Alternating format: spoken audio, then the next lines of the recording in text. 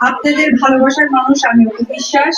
আমি কাজ করেছি এখানে, অনেকেই ছোটবেলা থেকে আমার সিনেমা দেখেন। হয়তো এই কথাটা আপনারাই বলতেন, আমি আজকে মাইকে বলছি, কারণ যখনই কাউকে মাইক দেওয়া হয় তখন তারা প্রথমেই বলে অনেক ছোটবেলা থেকে ছবি দেখতাম।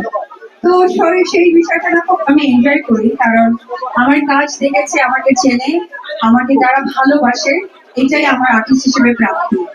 কারণ আমার কাজ না দেখলে তো আমার সম্বন্ধে আপনারা জানতে পারতেন না।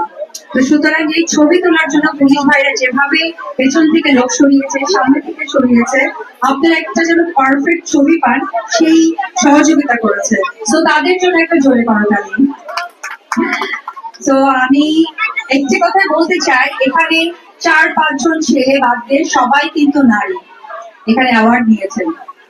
আমি সবসময় একটি কথাই বলবো, যে আমাদের নারীদেরকে নিজের পায়ে দাঁড়ানো উচিত।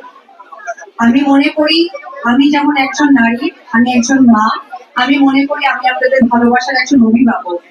সেই জায়গা থেকে আমি একটি বার্তা দিতে চাই, যে আপনাদের ঘরে যে সন্তানটি আছে আজকে 1 বছরের মেয়ে সন্তান, অবশ্যই তাকে স্বাবলম্বী করবেন। কারণ স্বাবলম্বী করলে একজন মা বাবা হিসেবে আপনি নিশ্চিন্তে থাকতে পারবেন।